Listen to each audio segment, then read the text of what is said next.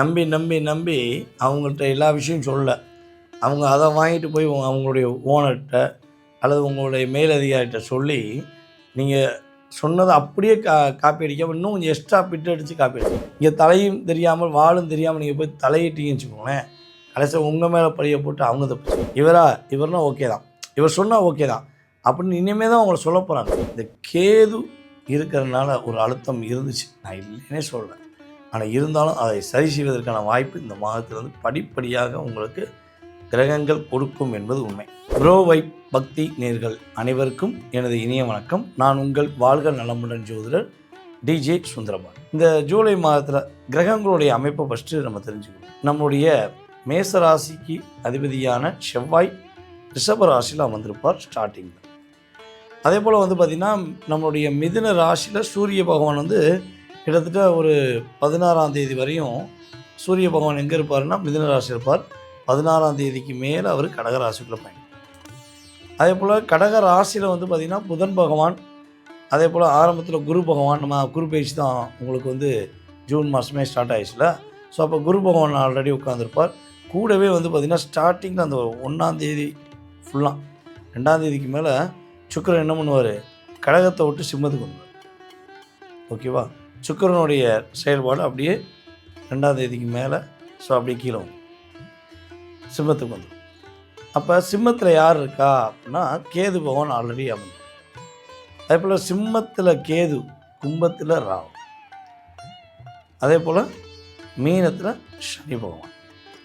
So இந்த கிரகங்களுடைய அமைப்பு உங்களுடைய லைஃப்பில் என்னென்ன மாற்றங்களை கொடுக்கும், என்னென்ன விஷயங்கள் உங்களுக்கு மிகப்பெரிய முன்னேற்றம் ஏற்பட போகுது அப்படி பார்க்க போகிறோம். வீடியோ முழுமையாக பாருங்கள்.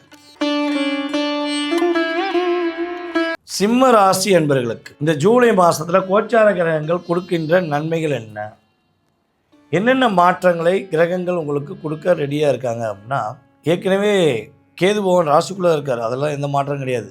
ஓகேவா, ஆனால் இருந்தாலும் மற்ற கிரகங்கள் உங்களுடைய ராசியின் அதிபதியாக இருக்கட்டும், குரு பகவானாக இருக்கட்டும், செவ்வாய் பகவானாக இருக்கட்டும், இவங்களாம் கொஞ்சம் உங்களுக்கு சாதகமான சூழ்நிலை இருக்காங்க. நீங்கள் என்ன விஷயத்தை அப்படியே யோசித்து செஞ்சு அது நிறைய தடுமாற்றம் அடைஞ்சிங்களோ, எதில் நிறைய குழப்பத்தை அடைஞ்சிங்களோ அந்த இடத்துலேருந்து உங்களுக்கான தேடுதல் உருவாகும். அந்த இடத்துலேருந்து நீங்கள் யாருன்னு ப்ரூஃப் பண்ணலாங்கிறத ஒரு தெளிவான ஒரு மனநிலையில் முடிவு எடுப்பீங்க, கண்டிப்பாக எடுப்பீங்க. ஏன்னா ராசியின் அதிபதி 11 உட்காந்துட்டு யோகம், ஸ்டார்டிங்லேருந்தே யோகம் தான், புரியுதா? அப்போ அரசாங்கம் சார்ந்த விஷயங்கள் உங்களுக்கான ஒரு அங்கீகாரம் கிடைக்கும். இவர்னா ஓகே தான், இவர் சொன்னால் ஓகே தான் அப்படின்னு இனிமேல் தான் அவங்கள சொல்ல போகிறாங்க. ஏன்னா கடந்த காலங்களில் அவங்க சொல்லுவாங்க நீங்கள் எதிர்பார்த்துருக்கீங்க. ஓகே, வேணா நீங்கள் அந்தளவுக்கு ஹார்ட் ஒர்க் கொடுத்துருக்கீங்க. ஹார்ட் ஒர்க்னா சும்மாலாம் இல்லை, இரவு பகல் பாராமல் உங்களுடைய நிறுவனத்துக்கு உங்கள் சார்ந்த விஷயங்களுக்கு நிறைய ஹார்ட் ஒர்க் கொடுத்தீங்க. ஆனால் அதற்கான ஒரு அங்கீகாரம் கிடைக்காததான் ஒரு பெரிய பிரச்சனை. ஸோ அந்த அங்கீகாரம் உங்களுக்கு இந்த வட்டம் உறுதியாக கிரகங்கள் கொடுப்பதற்கான வாய்ப்புகள் அதிகமாக இருக்குது. அதே போல் உங்கள் கூட வேலை பார்க்குறவங்களுடைய செயல்பாடு மூலமாக நிறைய பிரச்சனை சந்திச்சு நம்பி நம்பி நம்பி அவங்கள்ட்ட எல்லா விஷயம் சொல்லல. அவங்க அதை வாங்கிட்டு போய் அவங்களுடைய ஓனர்கிட்ட அல்லது உங்களுடைய மேலதிகாரிகிட்ட சொல்லி நீங்கள் சொன்னதை அப்படியே காப்பி அடிக்காமல் இன்னும் கொஞ்சம் எக்ஸ்ட்ரா பிட்டு அடித்து காப்பி அடிச்சு அதில் ஒரு தடுமாற்றம் வந்திருக்கும். ஸோ அதை புரிய வைக்கணும்னு நீங்கள் இப்போ ரொம்ப நாளாக யோசிக்கிறீங்க. எப்படியாவது நம்ம தப்பு பண்ணலை, நம்ம கரெக்டாக தான் இருக்கோம் அப்படின்னு புரிய வைக்கணுங்கிற ஆசையும் எண்ணமும் உங்களுக்கு இருக்கும். ஸோ அந்த எண்ணங்கள் எப்போ சார் எனக்கு ஒரு நிம்மதியான ஒரு ரிலாக்ஸேஷன் அப்படின்னு யோசிச்சிங்கன்னா, பொதுவாகவே பார்த்திங்கன்னா இந்த கேது இருக்கிறதுனால ஒரு அழுத்தம் இருந்துச்சு, நான் இல்லைன்னே சொல்கிறேன். ஆனால் இருந்தாலும் அதை சரி செய்வதற்கான வாய்ப்பு இந்த மாதத்திலிருந்து படிப்படியாக உங்களுக்கு கிரகங்கள் கொடுக்கும் என்பது உண்மை. ஸோ அப்போ அந்த கொடுக்கல் வாங்க விஷயங்களை மட்டும் என்ன பண்ணணும், கொஞ்சம் நீங்கள் கவனமாக இருக்கணும், அவசரப்படக்கூடாது. அதே போல் எதிர்பார்த்தவர்கள், அதாவது நீங்கள் ஆண்னா பெண்ணா ஆண், ஸோ இவங்க முன்னும் பின்னும் தெரியாதவங்ககிட்ட பேசக்கூடாது. எனக்கு ஃபேஸ்புக் மூலமாக வந்தாங்க, எனக்கு சமூக வலைதளமான இன்ஸ்டாகிராம், அப்புறம் இப்போ தான் நிறையா ஆப் வந்துருச்சுல, ஸோ அது மூலமாக நான் பேசுகிறேன், எனக்கு கொஞ்சம் மனசு ரிலாக்ஸாக இருக்குது அப்படிலாம் இந்த விஷயம் சொல்லாதீங்க, புரியுதா உங்களுக்கு? ஸோ அப்படி சொன்னீங்கன்னா லாக் ஆகிடுவீங்க. உங்களை எப்படியா லாக் பண்ணிடுவாங்க. இந்த சமூக வலைதளத்தை இப்போ நீங்கள் என்னைய பொறுத்தளவு சிம்ம ராசிக்காரங்க சமூக வலைதளத்தை ஃபாலோ பண்ணுறதா இருந்தால் அதில் வந்து ரொம்ப கவனமாக நீங்கள் வந்து நிதானமாக அவசரப்படாமல் செய்யணும். அதில் ஏதாவது புதுசாக ஒரு ஃப்ரெண்ட் ரிக்வெஸ்ட், அது ஆணாக இருக்கட்டும் பெண்ணாக இருக்கட்டும் யாருனா இருக்கட்டும், தயவுசெய்து நீங்கள் வந்து ஏற்றுக்கொள்ள வேண்டாம்ங்கிறது என்னோட கருத்து. ஏன்னா இங்கே தலையும் தெரியாமல் வாழும் தெரியாமல் நீங்கள் போய் தலையிட்டீங்கன்னு வச்சுக்கோங்களேன், கடைசியாக உங்கள் மேலே பழிய போட்டு அவங்க தப்பிச்சிடுவாங்க. ஸோ இதில் நீங்கள் எச்சரிக்கையாக இருந்தீங்கன்னா உங்களுடைய பெரிய மாற்றங்களை பெரிய முன்னேற்றங்களை நீங்கள் உறுதியாக உணர முடியும்.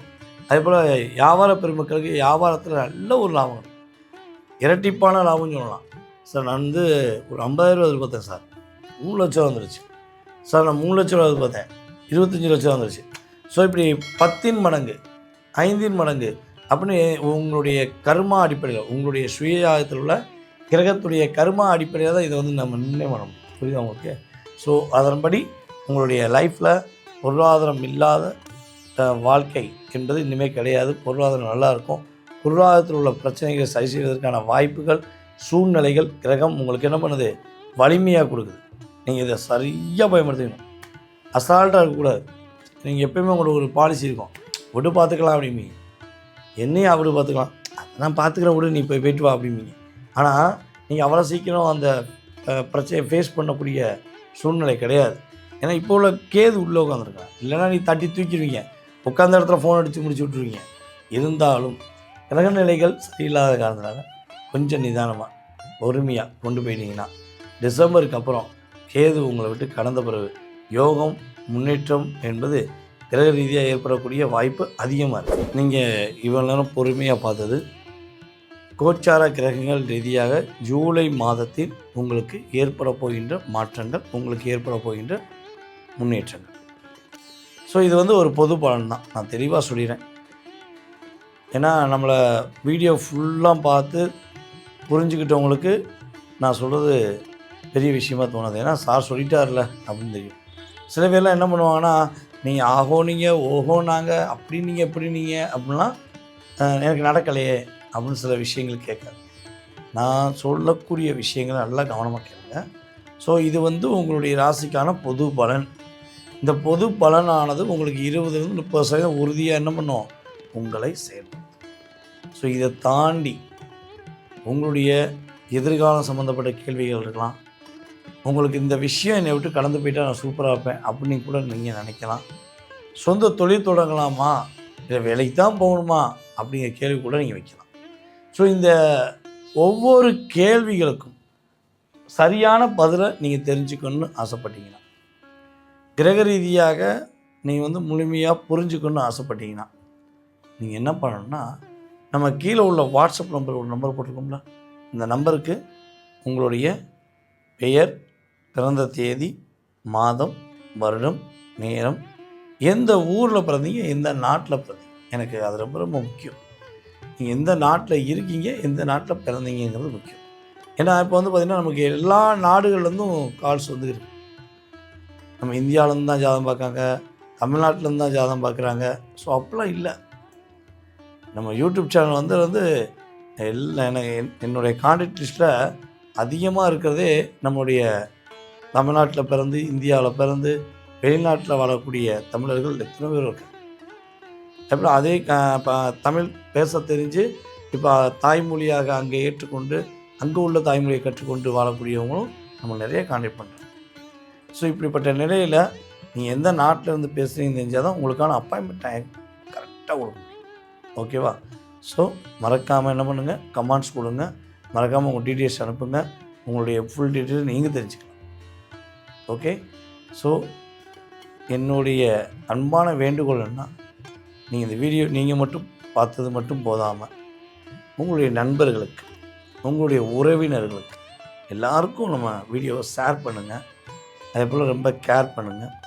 உங்களுடைய வாழ்க்கையில் எல்லா வளமும் பெற்று நீங்கள் உறுதியாக மகிழ்ச்சியாக வாழ முடியும் என்பது கிரக ரீதியான உண்மை. எண்ணங்களும் செயல்களும் சிறப்பானால் உங்களுடைய வாழ்க்கையில் ஏற்றங்களும் உறுதியாக உண்டு என்று கூறிக்கொண்டு உங்களிடமிருந்து தற்போது விடைபெறுவது உங்களுடைய வாழ்க நலமுடன் சுந்தரர் DJ சுந்தரபாண்டி. நன்றி, வணக்கம்.